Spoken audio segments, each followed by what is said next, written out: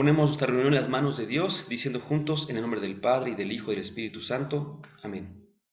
Ven Espíritu Santo, llena los corazones de tus fieles, y enciende en ellos el fuego de tu amor. Envía, Señor, tu Espíritu, y todo será creado, y se renovará la faz de la tierra. Espíritu Santo, fuente de luz, ilumínanos. En nombre del Padre, y del Hijo, y del Espíritu Santo. Amén. Muy buena noche, sean todos bienvenidos a nuestro tercer tema ya de la figura de Jesús en los Evangelios.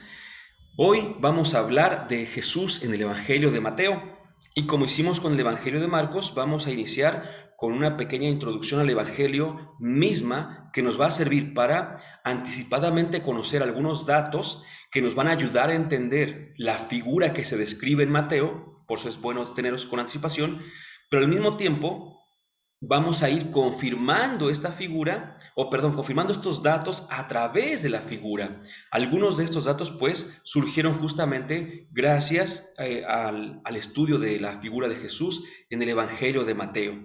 Pues bien, vamos a ver el Evangelio de Mateo, que es quizá el más conocido de todos, porque ha sido también llamado así el Evangelio de la Iglesia.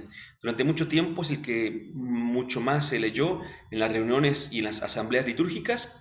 Y pues en la memoria de la iglesia, allí están muchas frases que conocemos de los relatos de la vida de Jesús, son tomadas directamente del Evangelio de Mateo. Este amor, cariño, afecto o como queramos llamarle por los distintos evangelios, en primer lugar puede ser personal. Es decir, hay gente que dice: a mí me gusta mucho el Evangelio de Mateo, alguien más dirá: a mí me gusta mucho el Evangelio de San Juan. Yo personalmente podría decir que a mí me gusta mucho el Evangelio de Marcos, sobre todo porque de un tiempo para acá es el Evangelio al que los estudiosos le han dedicado un poquito más de tiempo. Entonces puede ser el gusto por cada Evangelio, puede ser personal, pero de manera un poquito más general, el gusto por el Evangelio de Mateo se hunde sus raíces justamente en este conocimiento que de él se tiene en la iglesia. También tenemos otros evangelios como San Juan, que es muy importante, pero en este caso permítame hacer esta alusión directa al Evangelio de Mateo. Hablemos pues de él. Primero, el autor de este Evangelio. Debemos decir una cuestión. Sobre los autores de los libros bíblicos, no siempre es posible afirmar quién fue o quién no. La tradición nos ayuda con algunos acercamientos, pero incluso estos acercamientos a veces también son ciertas suposiciones que con un estudio un poquito amplio se demuestra que no eran exactamente. Pero es que viene también otra cosa, que en la antigüedad la idea de autoría no es la idea que tenemos el día de hoy. Entonces, por eso es que a veces podría estar, por ejemplo, un autor muerto y después de su muerte aparecer un texto atribuido a él. Y no me refiero a que lo haya escrito antes de morir, sino que fue escrito después de que murió y alguien de repente dice: bueno, pues este evangelio o este escrito en general, por supuesto, lo escribió fulanito. Pero ¿cómo lo escribió él? Diríamos el día de hoy ustedes y yo: imposible. Es evidente que es imposible porque ya había muerto. En aquellos tiempos la autoría era vista de otra manera. Por ejemplo, si se trataba de algunos de los discípulos del autor que habían seguido al pie de la letra sus enseñanzas y habían hecho una escuela, entonces de esta escuela de tal autor surgían sus ideas ahora plasmadas por sus discípulos. También había otro aspecto, este ya podemos llamarlo pseudonimia, pero no del todo, porque es una escuela, insisto, con la misma línea de pensamiento. Había otra escritura con el nombre que acabo de comentar, pseudonimia, y esta otra forma de hacerlo era simplemente: bueno, he escrito algo que yo sé que es verdadero, que yo sé que hace mucho bien, que yo sé que va a ayudar, pero si lo pongo con mi nombre nadie lo va a leer. Entonces, pseudonimia es nombre falso, por así decirlo. Se pone el nombre de alguien más, alguien famoso, por supuesto, y pues el nombre es el que va a darle como una garantía al escrito, aunque no sea de él.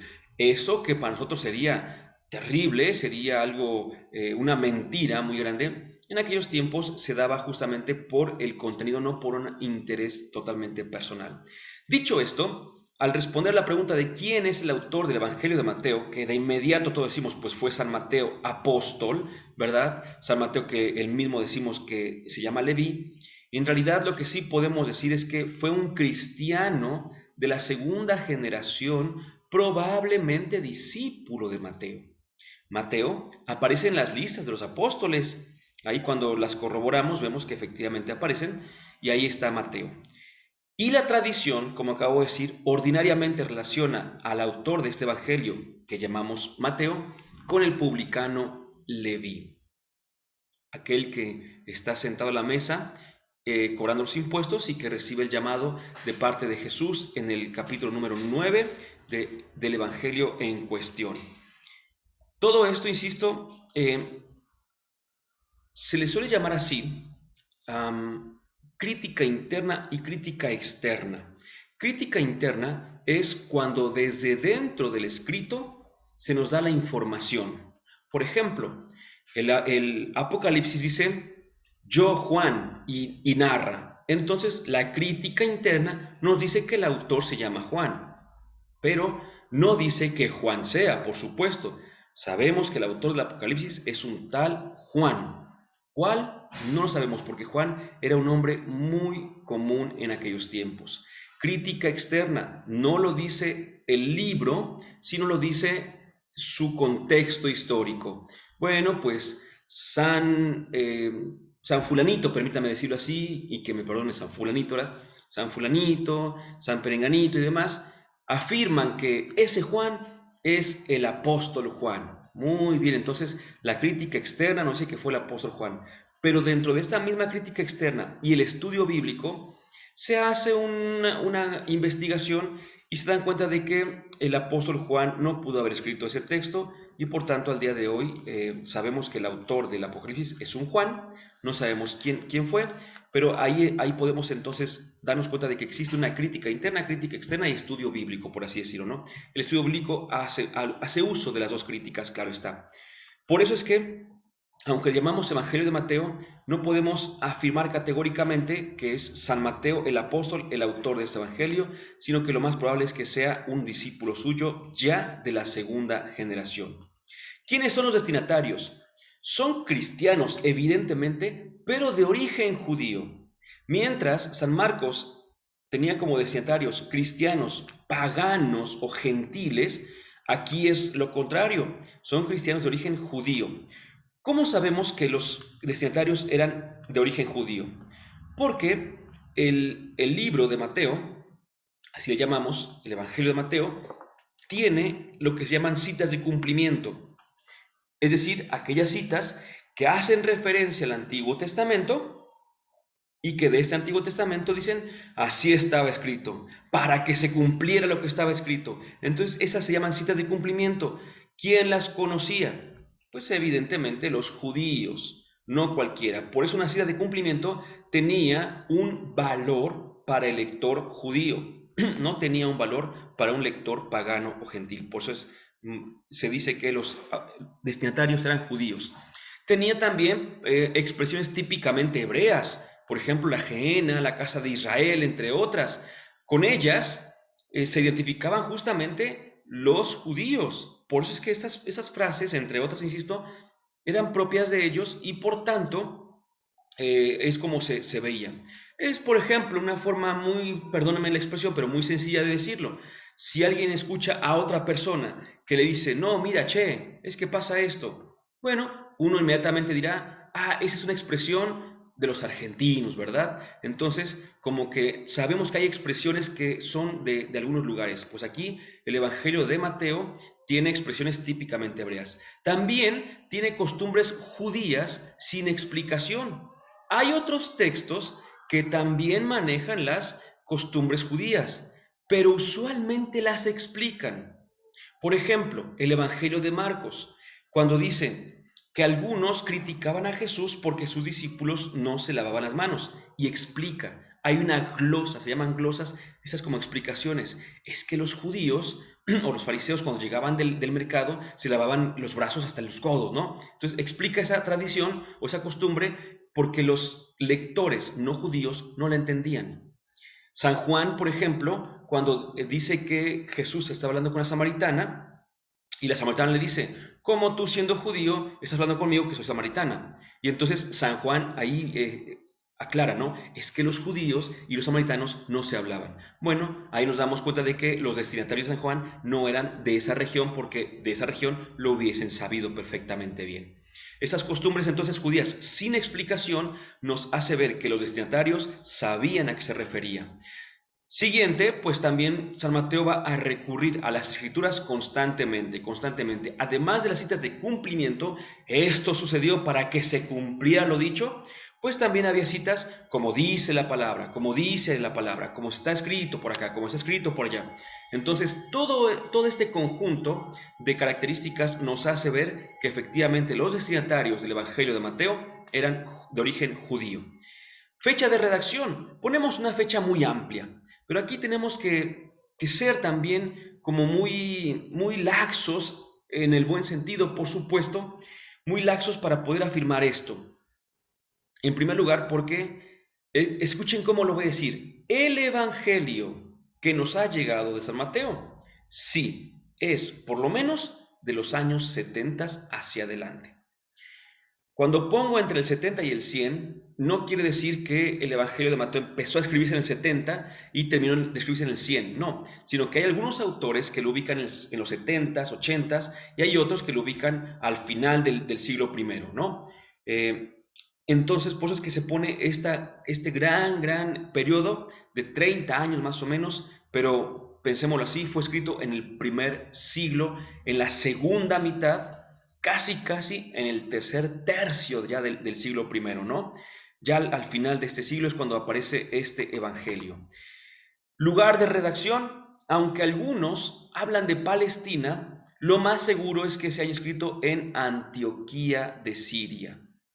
Ahí es donde encontramos el lugar de redacción. ¿En qué lengua fue escrito este evangelio? Eso tiene que ver también con la época y con el año de redacción. Porque, vuelvo, el evangelio que tenemos de Mateo está escrito en griego. Pero hay también, así como decíamos del evangelio de Marcos, también hay algunos que proponen que hubo un evangelio de Mateo hebreo o arameo también. Miren, por ejemplo, aquí decía Papías de Hierápolis, allá del año 100 después de Cristo. Así pues, Mateo, en el dialecto de los hebreos, puso en orden los discursos y cada uno los interpretó como pudo. Ahí está en Eusebio, Historia Eclesiástica. O hacia el año 180, Ireneo amplía la información. Dice, Mateo publicó también entre los hebreos, en su propia lengua, un evangelio escrito cuando Pedro y Pablo estaban evangelizando en Roma. Si esto es cierto como tal, entonces, si Pedro y Pablo estaban evangelizando en Roma y a Pedro y Pablo la tradición ubica su muerte en la década de los 60, entonces el Evangelio de Mateo fue escrito entre los 50 y los 60. Por lo menos, ¿no? Por lo menos, si es que esas afirmaciones son totalmente verídicas. De allí que en algún momento hemos dicho lo siguiente, el Mateo griego y el Mateo arameo, ¿sí? El Mateo griego, pues, decíamos, es el que nos ha llegado a nosotros, tal cual. Bueno, con sus asteriscos, notas al pie, ¿verdad? El Mateo hebreo o Mateo arameo no lo conocemos. Es una información que tenemos, es una suposición que hacemos también, pero no lo conocemos. Y entonces uno dirá, pero aquí tenemos algunos testimonios, sí, pero resulta que los padres de la iglesia siempre usaron el Mateo griego. Y en la tradición de la iglesia siempre se ha usado el Mateo griego. Entonces, si existió, que al parecer sí existió, se perdió y por tanto es correcto decir que el Evangelio de Mateo, porque nos referimos al que tenemos, fue escrito en la última parte del siglo I. Que probablemente un Mateo arameo fue escrito en los 50, 60, probablemente, pero no lo tenemos. De ahí pues que por eso es correcto decir que fue escrito después. Y la imagen de Jesús que tiene es la de el Mesías, el profeta de la nueva ley, el nuevo David, el nuevo Moisés, el nuevo pueblo de Dios. Es una imagen bellísima, van a ver. Es un Jesús más divino. Recordamos que Marcos propone un Jesús muy humano, lo cual no le quita, ¿se acuerdan que decíamos? También rasgos de divinidad. No es que Marcos no conociera a Jesús como Dios, no lo reconociera como Dios, sino que le interesa mucho por su auditorio exaltar la humanidad de Jesús. No obstante, no desconoce la divinidad de Jesús. Con Mateo, Mateo empieza a presentar de una manera mucho más elevada, sobre todo porque su auditorio necesitaba justamente ver esta imagen de Jesús. Y van a ver qué imagen tan interesante.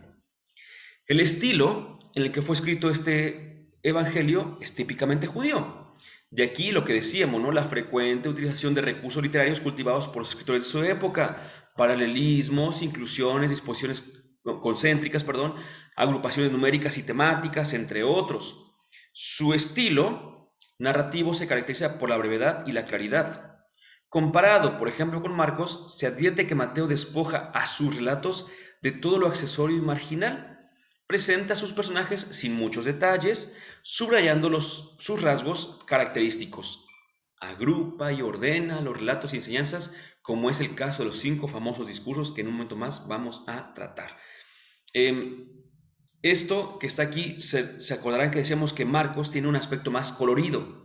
Marcos le gusta mucho a Marcos como de escribir, a Mateo ya no tanto de escribir, sino ya empezar a dar cierta información particular muy propia. Otra característica, también ya habíamos comentado, otra característica es la constante presencia de numerosas citas del Antiguo Testamento en comparación con los demás evangelios.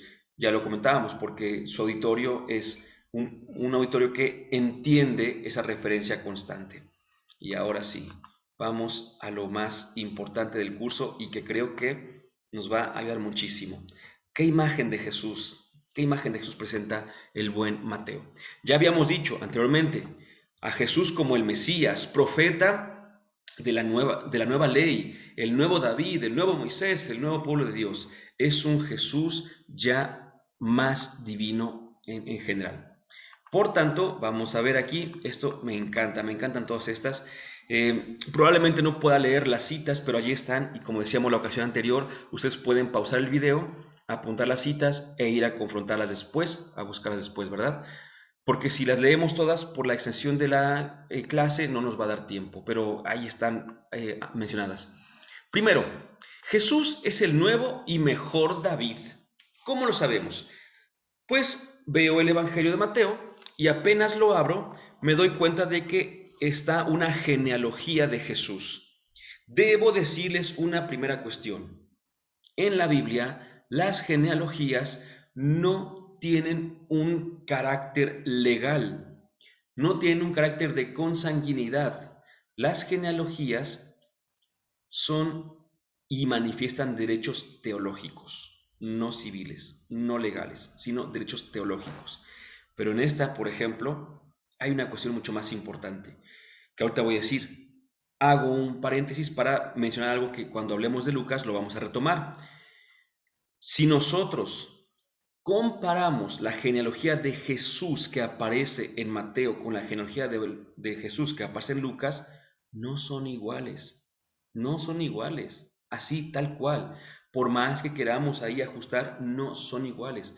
Pero no hay ningún problema, porque esas genealogías, no decíamos, no querían establecer los lazos de consanguineidad, no querían decir quién era hijo de quién, así tal cual, sino que querían dar un mensaje. Y en este caso, el mensaje está impresionante en Mateo en primer lugar, con Lucas no me voy a meter de momento.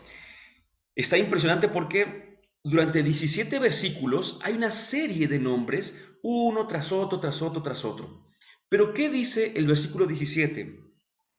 Así que el total de las generaciones, desde Abraham hasta David, es de 14. Desde David hasta la deportación a Babilonia, otras 14. Desde la deportación a Babilonia hasta Cristo, otras 14. Es decir, que cuando llegan a Jesús, voy a decirlo así, Jesús es el 3 veces 14. En él se cumple esta tercia de 14. ¿Y qué tiene que ver? pues para el lector no judío no tiene nada que ver, pero para el lector judío debemos recordar que nosotros tenemos letras y números. Aquí tenemos la letra M, la letra T y el número 1. Pero para muchas culturas de la antigüedad, incluida la cultura judía, las mismas grafías para representar letras representaban números. Entonces, un nombre podría ser dicho con unas grafías, pero al mismo tiempo estas grafías podrían significar un número. Así pues, se podía relacionar nombres con números. De allí, el caso prototípico para entender esto es el número de la bestia, que dice es el 666, y lo dice el Apocalipsis, y el que tenga inteligencia que descifre el número de la bestia. No hace falta tener mucha inteligencia si eres de cultura judía, porque lo vas a interpretar luego. Lo malo fue para nosotros, que vinimos después y que no sabemos nada de esa cultura y pensamos que era algo diferente, pero eso es también otro tema. Entonces Jesús es el 3 veces 14. En Jesús se cumple la triada, por así llamarle, de 14. La pregunta es, ¿y quién es el 14? Pues en el hebreo, David, que no lleva vocales, por cierto, D-V-D. La D es la cuarta letra hebrea y la V es la sexta letra hebrea. Entonces David podía ser dicho así, David, o también podía ser el 4D más 6V más 4, el 14. El número 14 es el número de David. Y si David era bueno, Jesús es 3 veces David. Es el nuevo y mejor David. Esto, y aquí esta parte a mí me impacta, me impresiona y me gusta muchísimo, lo podemos corroborar con otro texto muy importante. Nosotros sabemos que Jesús tenía un grupo de discípulos y que dentro de esos discípulos tenía un grupo más cercano, lo voy a decir así, que después de la muerte de Jesús se les llamó apóstoles. ¿Cómo que después? Si yo veo textos durante la vida de Jesús donde dice que nombró a los 12, sí, pero apóstol significa enviado. ¿Cuándo envió Jesús a sus discípulos una vez que resucitó? Entonces, realmente el grupo de los 12 tiene más razón de ser después de Jesús. Pudo ser que dentro de sus discípulos tuviera algunos muy cercanos. Pues dentro de los muy cercanos había uno con el cual tenía un cariño muy particular. Y no me estoy refiriendo al discípulo amado, que por cierto no es tampoco San Juan Evangelista el discípulo amado. No me refiero a Pedro, no me refiero incluso a Andrés, a Felipe, a nadie de los discípulos o de los que después vemos en la lista de los 12, a nadie de ellos, de los conocidos, sino al último que aparece, a Judas. Judas, por lo que les voy a decir ahora, nos vamos a dar cuenta de que Jesús era, bueno, que Judas era muy amigo de Jesús. Jesús le había encargado, por ejemplo, a Judas la bolsa del dinero. Teniendo Jesús ahí grandes contadores, por así llamarles, prefirió dársela a algunos. Jesús se sentaba cerca de Judas. ¿Por qué sabemos? Porque en la última cena, según San Juan, dice que ahí le acercó el pan y le dio de comer en la boca. Entonces, estaba cerca de él, no se pudo haber atravesado, por así decirlo. Jesús y Judas, dicen algunos, se hablaban como con ciertas características propias de ellos, hasta con ciertos mensajes, y los demás no se preocupaban por eso, sino que era algo común. Entonces, entre Judas y Jesús había una relación muy bonita, muy bonita. Incluso se llega a decir que Judas, la famosa frase, traicionó a Jesús, pero no se dice por qué. Nos quedamos con que Judas traicionó a Jesús. Judas traicionó a Jesús. Pues al día de hoy algunos, no son pocos, yo me incluyo en los que lo creen así, creemos que Judas traicionó a Jesús por amor, justamente. Para nosotros puede ser contraproducente. ¿Cómo va a ser traición y amor? Es imposible. Y no es telenovela, pero es una posibilidad que en otro tema con Judas podríamos hablar de todo esto, porque es muy importante hablar de él en general, no nada más en el punto que voy a decir a continuación. Si entendemos y aceptamos que Judas era un gran amigo de Jesús, muy cercano de él, entonces podremos entender la muerte que narra Mateo de Judas. ¿Cómo que la muerte que narra Mateo de Judas? Pues es la muerte de Judas, ¿no? No, no. De hecho, de Judas, lo último que se supo fue que traicionó a Jesús y después del prendimiento de Jesús desapareció. Pero estás loco. Si la Biblia cuenta cómo va y entrega las monedas. No, esos son relatos posteriores. En realidad no se supo qué pasó con Judas. Se sabía que había traicionado a Jesús, pero así como tenemos dos tradiciones en la Biblia, dos tradiciones, sí. Tenemos una de Mateo, donde dice detalle, detalle, detalle, detalle, y después de esto fue y se ahorcó. Así lo dice. Y la otra tradición la encontramos en Hechos. Detalle, detalle, detalle, diferentes a los detalles de Mateo. Por eso digo que habría que hablar de Judas y de su vida. Diferentes a los detalles de Mateo, pero al final no se ahorca, sino que se muere él reventando por dentro. O bueno, no por dentro, sino cayendo y reventando y explotando. Es lo que cuenta el libro de los Hechos. ¿Cuál de estas es la verdadera muerte de Judas? No, pues es que en realidad, repito, los primeros no sabían qué había pasado con Judas, había desaparecido, probablemente había muerto, probablemente se había suicidado, probablemente pasaron muchas cosas, pero no sabían. Entonces, esto es impresionante porque ante el anuncio de la traición de Judas, Mateo ve una oportunidad impresionante para ensalzar a Jesús, no para condenar a Judas. Ojo, la narración de la muerte de Judas no es la narración de la muerte de Judas. La narración de la muerte de Judas es la narración de Jesús Rey. Y van a ver por qué. Y Rey David. Pues resulta, el Antiguo Testamento nos dice que David tenía un mejor amigo al que le confiaba mucho, que se llamaba Agitofel. Este Agitofel en un momento lo traiciona. Y después de que lo traiciona y de que hay como una suerte de arrepentimiento en Agitofel, pues va y se ahorca. Eso lo encontramos aquí en el segundo libro de Samuel, 17-23. Desde antes está la historia de Agitofel y de David. Y entonces, aquí escuchen esto, lo que voy a decir a continuación. Propiamente, en narraciones de suicidios, así exactamente, sabemos que hay más, pero exactamente se refiere la Biblia únicamente a dos.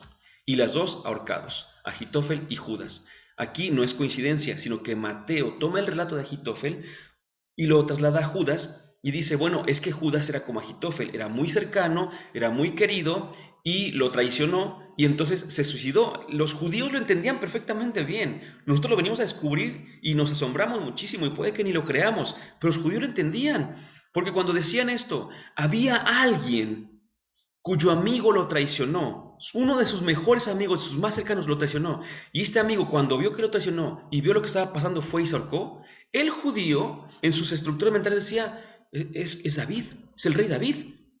Y entonces Mateo o los evangelistas decían, no, es Jesús. O sea que Jesús es como otro David. Efectivamente, has captado bien la idea, querido catecúmeno de los primeros años de la iglesia. Dirá Mateo, te estoy contando esto de Judas para que aceptes a Jesús como el nuevo rey. Entonces Jesús es el nuevo David, lo vemos, repito, nuevo y mejorado. Y aparte, ay, perdón, ahí está. Y aparte, pues evidentemente también es el nuevo David con la figura de Judas. Pero no únicamente es el nuevo David, también es el nuevo Salomón.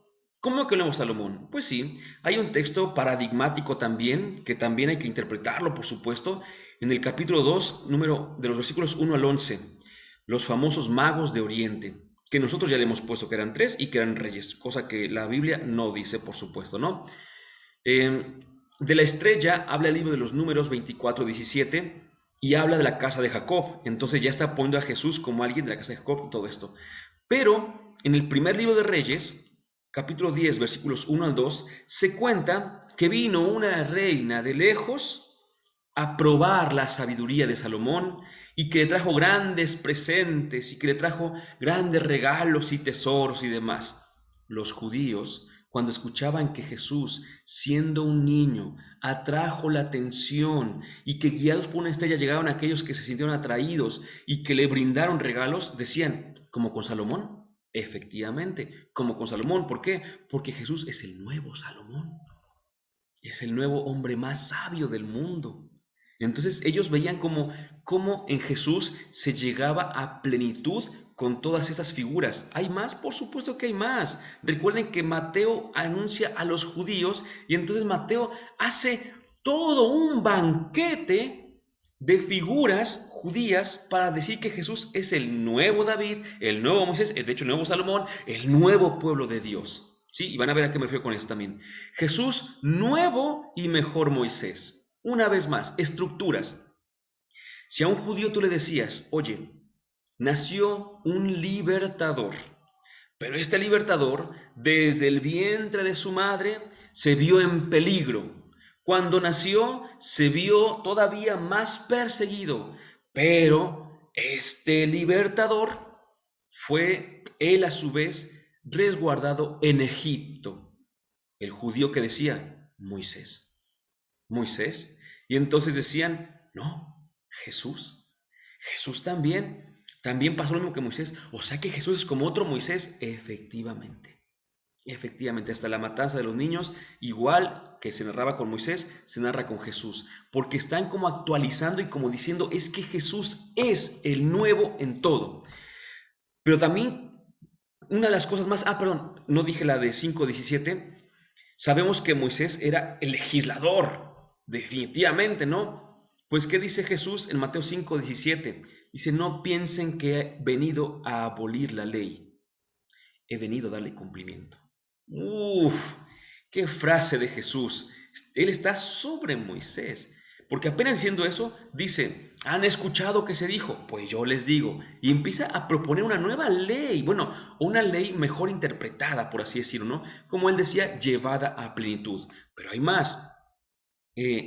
Jesús también es legislador. ¿Dónde dejó Moisés la ley? Ley se dice Torah, que también significa enseñanza, pero la ley es la Torah. ¿Y qué es la Torah? Ese conjunto de 5 libros que nosotros llamamos Pentateuco, Génesis, Éxodo, Levítico, Números y Deuteronomio. Esos 5 textos eran atribuidos a Moisés. Pues San Mateo no tiene, por así decirlo, pensado proponer 5 libros que haga Jesús, pero sí puede hacer otra cosa. Puede hacer 5 discursos de Jesús. Entonces, en Mateo encontramos a un Jesús que evangeliza, pero lo que decíamos antes, que Mateo como que concentra muchos discursos o muchas verdades que dice Jesús y los concentra en discursos y los pone en 5 grandes discursos.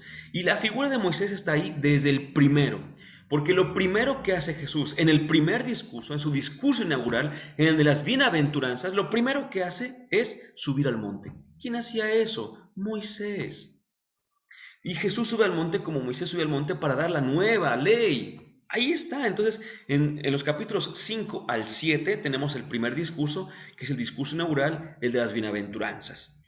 En el capítulo 10 de Mateo tenemos el segundo discurso, equiparable al segundo libro de Moisés, el segundo discurso que es el discurso apostólico. En el capítulo 13 tenemos el tercer discurso, que es el discurso parabólico, donde Jesús cuenta las parábolas.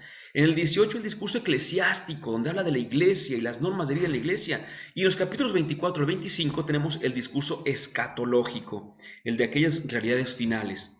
Pues este Jesús se sube al monte y da 5 discursos, igual que Moisés, que subió al monte y nos dejó 5 libros. Es el nuevo Moisés, el nuevo Moisés. Pero Jesús también es el nuevo pueblo de Dios. Lo vemos rápidamente en Mateo 4, del 1 al 11. Las tentaciones. ¿Qué tienen que ver las tentaciones? Es que ponle atención, ponle atención. Si tú lees el Evangelio de Marcos, ¿qué tentaciones cuenta Marcos? Ninguna. Solamente dice que Jesús fue tentado. Pero Mateo sí propone 3 tentaciones. ¿Y cuáles son estas? Que conocemos todos, las mismas que pasó el pueblo en su estancia en el desierto. Entonces, que tuvo hambre, recuerden que el pueblo también tuvo hambre, cayó en la tentación, no salió bien librado. Jesús sí. Que de repente fue tentado para adorar el becerro, entre otras cosas, cayó en la tentación. Jesús no. Entonces, vean cómo Jesús es el nuevo pueblo de Dios que sufre las mismas tentaciones del pueblo judío, pero este Jesús sale adelante, sale avante, libre de las tentaciones. Por eso hay que hacerle caso a Jesús, porque Él sí puede salir libre de las tentaciones y liberarnos a nosotros. Todavía se dice que así como el pueblo atravesó el mar y encontró la liberación, por así decirlo, para entrando al desierto, Igual Jesús en su bautismo atraviesa el agua, en este caso el río, y se adentra al desierto, como el nuevo pueblo de Dios. ¿Todavía más? Sí, por supuesto. Mateo 17, 1 al 8, la transfiguración. Recordemos que ahí estaban con él Moisés y Elías. Pero es que esto es importante. Si yo antes decía lo siguiente, siendo judío, si yo siendo judío antes decía, quiero saber qué dice, quiero saber qué dijo Moisés, ¿qué es lo que tengo que hacer? Voy a los textos antiguos de Moisés. ¿Ok? Perfecto. Pero de repente se dice que Jesús estaba platicando con Moisés. Entonces, si yo quiero saber, no qué dijo Moisés hace 3250 años, bueno, en este caso hace 1250 años, de Jesús para atrás, ya no tengo que ir hasta los textos de hace 1000 años. Ahora, si yo quiero saber qué dice Moisés, tengo que ir a Jesucristo. Porque Jesús es el que sabe lo que dijo Moisés, porque Jesús estaba platicando con Moisés. Si quiero saber qué decían los profetas, lo mismo, tengo que ir a Jesús. Entonces Jesús se vuelve como, bueno, lo es, obviamente, lo sabemos, ¿no? Pero en este sentido que estoy hablando, Jesús se vuelve la nueva palabra de Dios. En ese sentido, ya no habría que ir a estas palabras de Dios dichas en la antigüedad, sino habría que ir a Jesús. Y Jesús es el que nos diría qué dice esta palabra que viene del Señor. ¿Qué más? Pues por supuesto, Jesús en una sola palabra es el reino de Dios. Mateo 27, 45, 54 narra un texto paradigmático para entender esto. Primero, si recordamos la muerte de Jesús contada según San Marcos, recordaremos que San Marcos dijo que simplemente, así de sencillo, simplemente murió después de que dio un fuerte grito y ya. Bueno, se oscureció también. Pero Mateo, ¿qué dice? Pues que se oscureció, que tembló, que las piedras se partieron en dos, que los cuerpos de los santos justos también salieron de sus tumbas y fueron a la ciudad santa y estuvieron durante 3 días mientras Jesús resucitó. Y uno dice, ¿y todo eso pasó? Es teología. Es teología. ¿Por qué? Porque es un mensaje preciosísimo. No puedo adentrarme en todas y en cada una, sino solamente en la llave para la interpretación. Los signos de la muerte de Jesús, los que encontramos únicamente en Mateo, pues porque únicamente Mateo escribió para judíos, los encontramos únicamente en Mateo. Estos signos estaban escritos en el Antiguo Testamento, por eso los judíos los entendían, y estaban escritos y decían, más o menos así, el día de Yahvé, que se interpreta como el día del triunfo de Yahvé, va a temblar. El día del triunfo de Yahvé, las piedras van a partir en dos. El día del triunfo de Yahvé, los santos vendrán y morarán otra vez en la ciudad santa. Entonces, cuando Mateo dice que pasó todo esto, no está narrando lo que pasó. Está narrando que con la muerte de Jesús ha llegado el día de Yahvé. No está contándonos como un reportaje que pasó cuando Jesús murió, para nada. Está diciéndonos teológicamente que todo esto acontece porque Jesús murió. Y muere porque es el día de Yahvé, es el día del reino de Dios. Por eso es que nosotros, decíamos hace ratito, nosotros podemos predicar a Jesús, porque Jesús es el reino. Jesús predicó el reino de Dios, pero nosotros podemos predicar a Jesús, porque Jesús es el reino de Dios. Dulce Madre, no te alejes, tu vista de nosotros no apartes. Ven con nosotros a todas partes y nunca solo nos dejes. Ya que nos proteges tanto como la Madre, haz que bendiga el Padre, el Hijo y el Espíritu Santo. Amén.